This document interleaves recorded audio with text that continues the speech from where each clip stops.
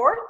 And that is why today this inscription is pasted in cement in 1936 after a court case that nobody can take Chenamangalam inscription from Chenamangalam.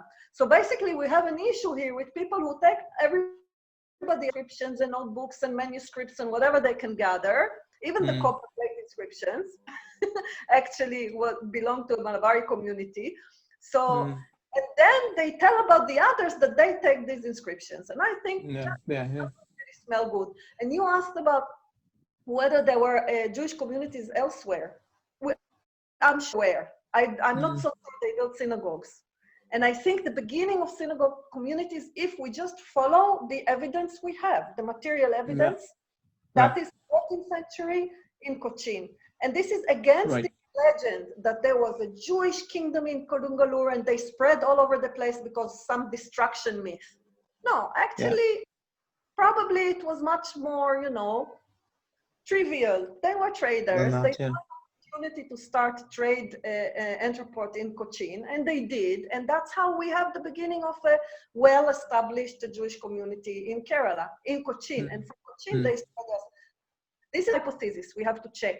We know that in Madai, we have evidence about Muttam, we have evidence about Kolam, we have in different places.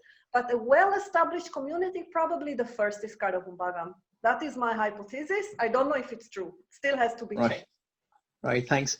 Thank you. Can I ask one question? Okay. Yeah. May Dad want to say something else? No, Elias, please. And then I'll just add something. Yeah. No, not to this question. Just, okay, I just do it now. I want to, you know, this is a call for you, you know, people who come and based in Kerala to help us in that research.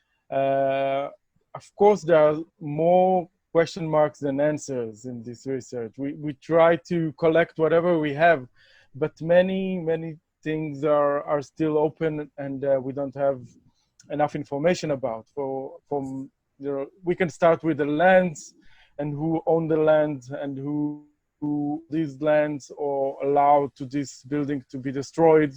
This is a really big question about you know, how this rewriting of history happened, because we believe we read the evidence as a really attention, it's a narrative that wants to be written, and in order to do that, things are erased and things are put aside and things are hidden.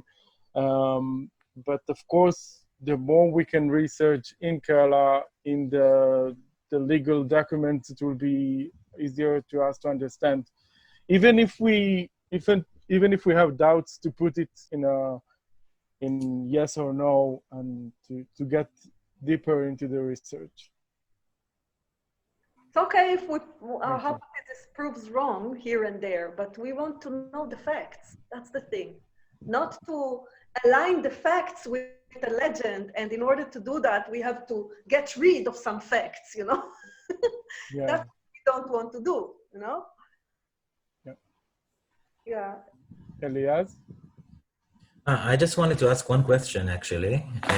Dealing with Tipu Sultan and all this documentation, I was wondering if you, Medad, or Ofira, or Yoshua, did you have any access to the journals of, for example, the Rahbi or the Rangoon families?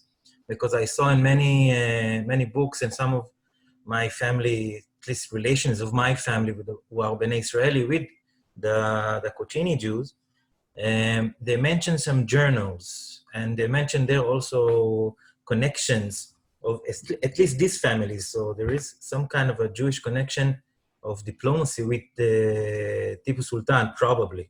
So I was wondering, and I'm talking about the mid-18 to the second half of the 18th century, more or less. So I was wondering if any of you have access to these journals, for example. No, not in my case, anyhow. Not in my case either. It sounds very interesting, and I'd be very grateful if you can... I saw quotes in many books, because in my archive, you know, I just collect everything that's dealing with the Jews of India. But I saw find a few quotes also in my family history, because my ancestor is Bnei Israel, he's not Cochini Jew, but he's buried in Irnakulam in 1797.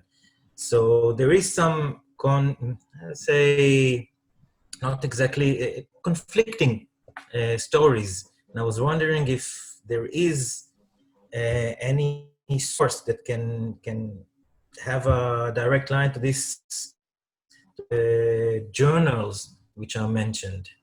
And because I saw some facts that do not exactly stand in line with what is quoted. So just wondering if any of you have.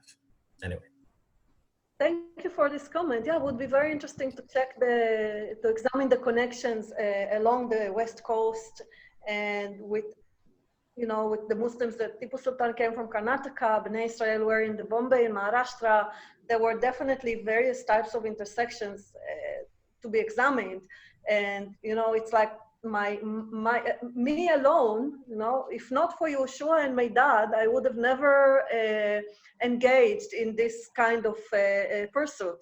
As I said, I usually work on language and rituals and, not art history. And I stay away from the history from 16th century onwards. At least I tried to stay away from that. So yeah, we need more, more people to be engaged in that. So I see Shamshad is sending a message that she has some problems in connection, and I don't want to just continue blabbering. So if somebody would like to moderate the discussion is fruitful, I'll be grateful. Maybe Hussein, Professor Andatani, or Anis, Dr. Anis Arangadan, would you like to take over? And your team, you have done well.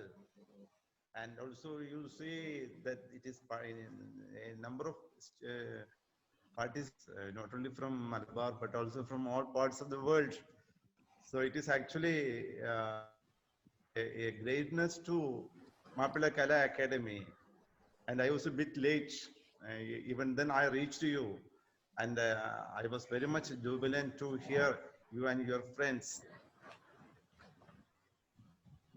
Yes, thank you very much. You see, Thank you. This Thank is you very much. yeah.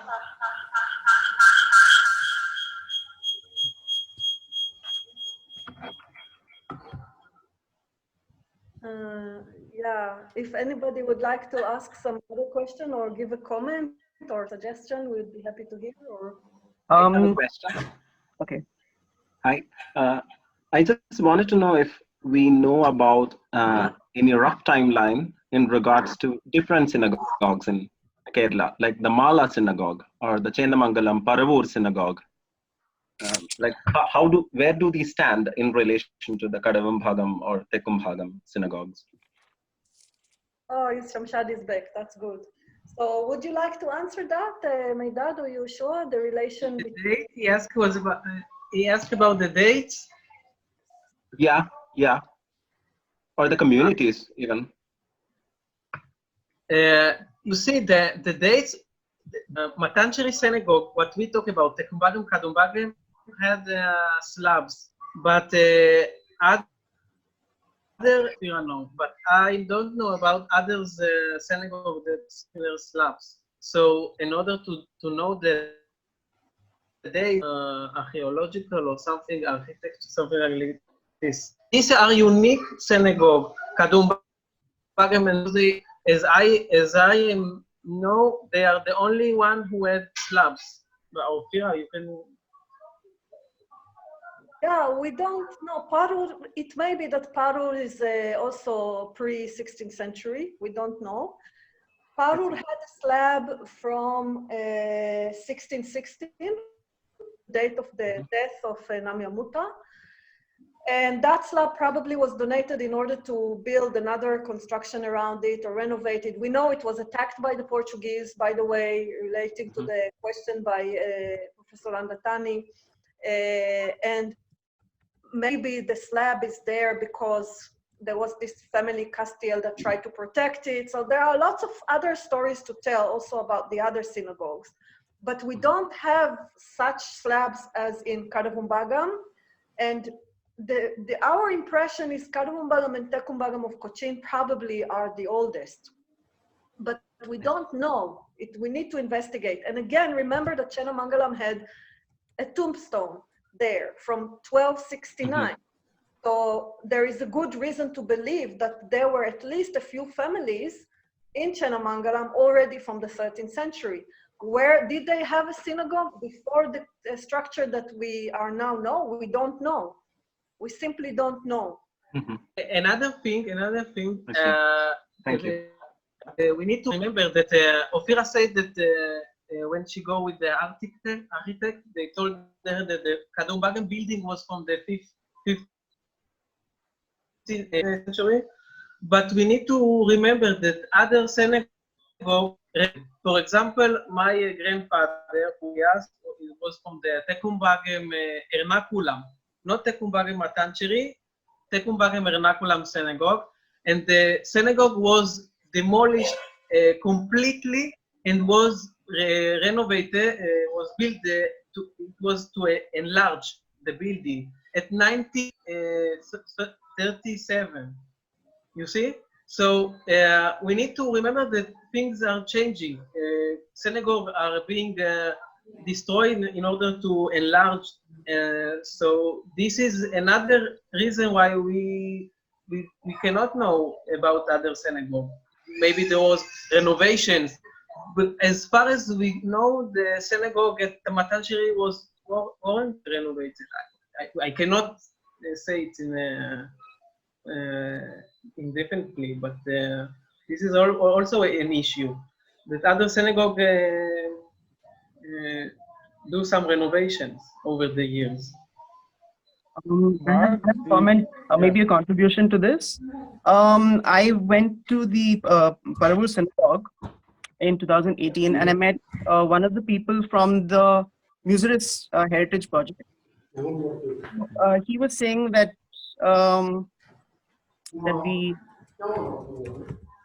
hello? Yes? Yeah, so he was saying that the synagogue, they found the foundations of the previous synagogue, and that he said was built in 1164.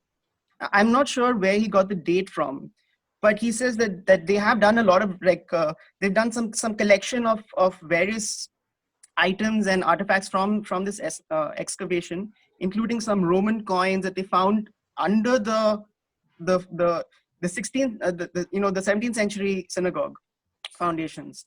And so they've taken a lot of stuff out of that, and that's not available to us. But he gave me this date. Yeah, Coins below the Paru synagogue? Yes. Wow. That's why I said it makes sense. Perhaps Parur is also quite old and important. We don't know. We don't know what was the structure that was there below. I haven't seen any archaeological article written about it.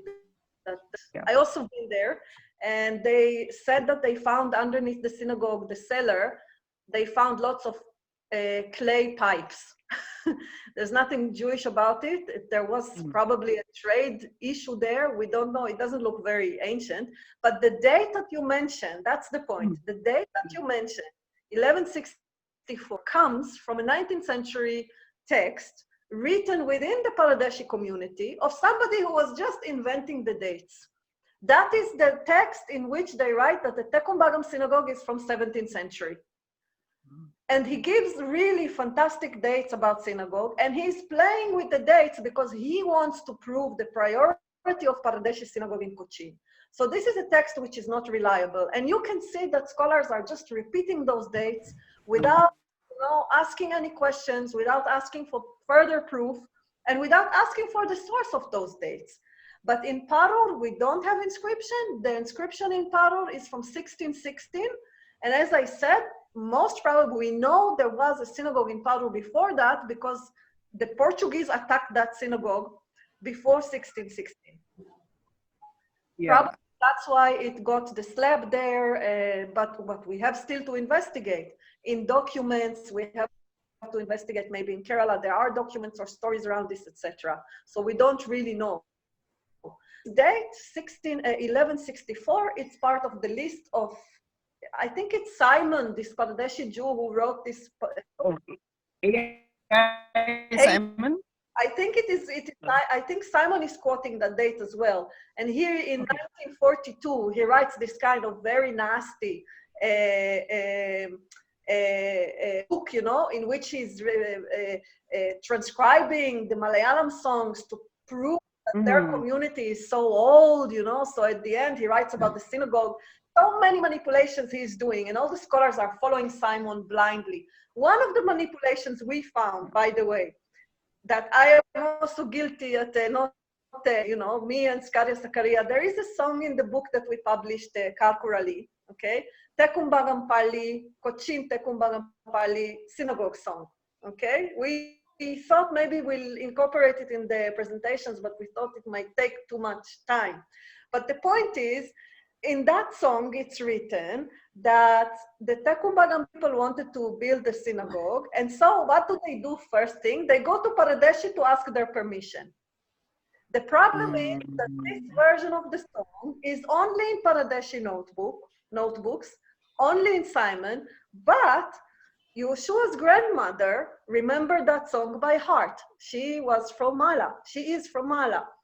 And she was recorded in the 1970s by the scholars collecting the songs, where you can hear in the recording Yeshua's grandfather telling the researcher, Barbara Johnson, that this song is the construction of Parur Pali, not of the Tekumbagam. And the line, I listened very what she sings, there is no line there about Paradesh, asking the Paradeshis permission to build a synagogue. You know, amazing. So those dates that they are taking from Simon, and Simon is also relying on an earlier manuscript that the Paradeshis had, it is part of this process of piling up alternatives. You understand? Absolutely. I want to put something in addition to that, you know, the fact this is what's happening already in the 20th century and maybe in the beginning of 21st century first. From the beginning, you know, in more or less between, say, 1948 till, let's say, the beginning of the 1950s of the 20th century, most of the Malabari Jews left, immigrate to Israel and leave everything behind. It means that they leave all the artifacts, all the documents they have, most of the documents, but more in the psychological and social, you know, aspect of that I think most people in Kerala don't really understand or know because we don't share it so much. They leave their heritage there because of the difficulties in immigration and difficulties in establishing themselves in the state of Israel. And because the connection we had at that period with India were connected more to the north of India and the, you know, Bollywood movies and so on. Kerala is in these years is just a forgotten memory. It's something that's faded on. And we see some cases that even people don't understand the history of their own family, even though they were born really young in Israel. The parents, the grandparents didn't want to talk about what they left behind. And this is something that allowed the community also to establish ourselves with new stories, to move all kind of artifacts from one place to another, to rewrite history, because there is no one to give alternative to that in Kerala, you know. And as we know, the Paradeshi community, most of it stayed in Kerala until the 70s, some of it until these days. And they tell their story as they see it, you know. This is, we can say, one thing we really want to be, and it wasn't easy at all with this research, is to keep, you know, to stay with the facts, to stay with what we know, to try not to complete the big holes as we want, and to doubt these facts again and again and again. But as Ophira told, you know, this is a very layered and complicated narrative to solve. I think every week or in the last few years, each one of us got some new information that shake a bit the old narrative we have. But unfortunately, as Ophira said before, not so many scholars did this in the past. Sometimes it's easier to bring a complete, story than to just give you a fragments of things. Even in the Israel Museum, when they bring the Karumbagum, wooden ceiling, in the end they put it with a Ark of Torah from Peru. Now, people that come to the museum, and I understand the museum, they want to give their, beautiful narrative. They come and they think they see Karumbagum Synagogue, which in fact they see two different synagogues connected together by the curators of and this is something I think maybe if I can say also in Yoshua name, I think both of us are eager to understand and to complete these pieces into something that sounds reasonable and have a deeper meaning. There's another issue here, the idea is that there were Paradeshis and Malabaris, that there were white Jews and black Jews, right? Two groups. But the Paradeshi is a very small community, and all the others most of them were bigger communities. This is one thing.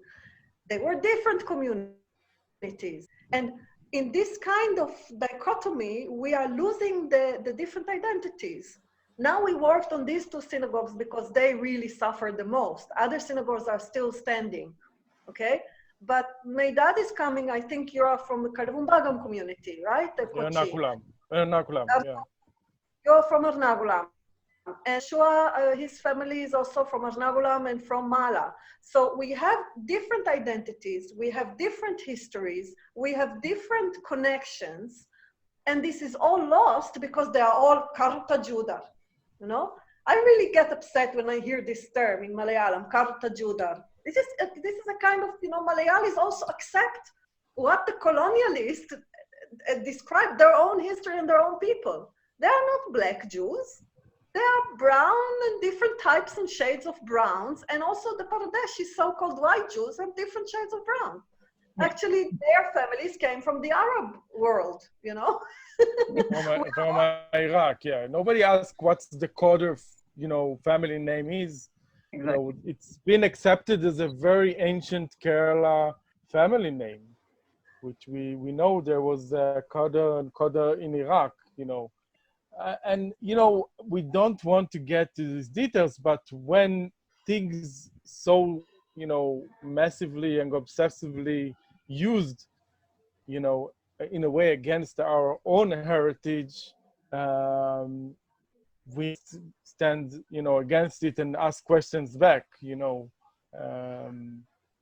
And I saw so many places where the Cochin Paradeshi synagogue is presented as the most ancient synagogue in Kerala, which we have all the proofs to put it differently, but in a way, this is years of rewriting history. We actually don't know when it was constructed. When we look in the sources, the dates keep on changing. Moshe Pereira de Paiva says 1512.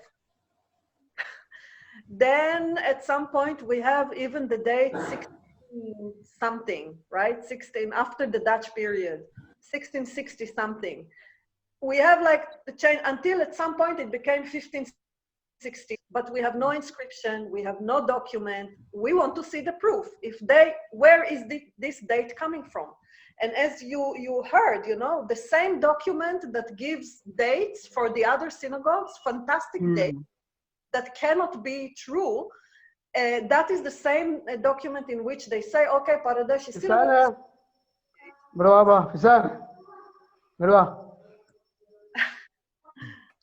So this is what we can come up with, that we really, you have to be critical with all these details, with all those so-called facts, and to ask where are they coming from. Yeah, and unfortunately, you know, I feel that this erasure, it continues even today, or well, at least the last time that I was there, December 2018, I was there for the Sefer Torah ceremony of the Karabumbagam Ernakulam, and Medad was there as well. And you know, the Pardesi synagogue, the Pardesi congregation, had organized their 450 years ceremony, whatever their celebrations on the same day, you know. And what happened was that all the media went to the Pardesi synagogue, and even though the Sefer Torah ceremony that was happening in Ernakulam was much more historically significant, they got no media coverage. Nobody came there. Nobody knew about it. Like I was walking around in the streets. I mean, at that time, and talking to people, and I said, I'm here for the Jewish thing. So, oh, you mean the Pardesi one in Matanjari in Cochin? I said, no, I don't know what is that about. And then that's how I found about that. And so many people went for the Pardesi celebration, and they could have easily had it on some other day, you know. But I think it happened. They made it coincide so that it would again kind of erase this event that was happening in Ernakulam. And I was so shocked to see this, that it continues even today. You know, I thought this is maybe like a thing of the past, and now we're trying to move on, but you know, it's still there. I am afraid we have to conclude now. So maybe Mapla Academy can take over. Anis, would you like to take over, or Shamshad? Anis. Yeah, thank you so much, everyone, for all your comments and it questions. is a really honor that you invite us. Thank you. Yeah, thank you. Thank you very much for your wonderful presentation. This is what really we meant by this title for the series, History and Culture, because your presentation revealed not only the Jewish settlement, but the multicultural heritage of Kerala. And thank you very much, and make very good discussions here. And you left many things for the research for next generation who is interested in this. And thank you very much. That's all I can say now. Thank you very much for hosting us, for inviting us, and for your comments. Yes. So we can go now, right? We can. No. This is an official vote of thanks from K. Jabbarka. Jabbarka. Video പോയതുകൊണ്ട് ഇല്ല നിങ്ങളുടെ opposite ചെയ്താൽ മതി video ഉണ്ട് okay opposite അത് ഇങ്ങോട്ട് ചെയ്താൽ മതി അർത്ഥം ഓക്കെ പ്രിയമുള്ള നമ്മുടെ മഹാകവി മോയിൻകുട്ടി വൈദ്യർ മാപ്പിളകലാ അക്കാദമിയുടെ നേതൃത്വത്തിൽ ഇന്ന് നടന്ന ഈ ചരിത്രവും സംസ്കാരവും എന്ന ഈ വെബ് സെമിനാർ ഒരു വമ്പിച്ച വിജയമാക്കുന്നതിന് വേണ്ടി അതിൽ പങ്കെടുത്ത പ്രധാനപ്പെട്ട ഇതിൻ്റെ വിഷയം അവതരിപ്പിച്ച ഉഫറ കമാൽ, അതുപോലെ തന്നെ നമ്മുടെ ഈ പരിപാടി നേതൃത്വം നൽകിയ അതിൻ്റെ ചെയർമാൻ ഹുസൈൻ ചന്ദ്രത്താനി അവർ, ബഹുമാനപ്പെട്ട സെക്രട്ടറി റസാഖ് പാമ്പൂട്ട്, ഇത് നേതൃത്വം നൽകിയ ഡോക്ടർ സംസാദ് ഹുസൈൻ, അതുപോലെ മറ്റ് പങ്കെടുത്ത മെയ്താദ്, എലിയാ, ജോഷ് തുടങ്ങിയ എല്ലാ പങ്കെടുത്ത് വിജയിപ്പിക്കുന്നതിന് വേണ്ടി പ്രത്യേകിച്ച് കേരളത്തിലെ ജൂത സമുദായത്തിന് അവരുടെ പള്ളികളെ സംബന്ധിച്ച് വളരെ വിശദമായിക്കൊണ്ട് തന്നെ ഇവിടെ പ്രബന്ധം അവതരിപ്പിച്ച അതിൽ പങ്കെടുത്ത് സംസാരിച്ച എല്ലാവർക്കും മഹാകവി മോയിൻകുട്ടി വൈദ്യർ മാപ്പിളകലാ അക്കാദമിക്ക് വേണ്ടി നന്ദി പറഞ്ഞുകൊണ്ട് അവസാനിക്കും. Okay. One more thing, please share your email ID in chat box before closing. Thank you. Please write your email ID in chat box before leaving the program. Thank you. Thank you. Thank you very much. Welcome. Thank you. Thank you.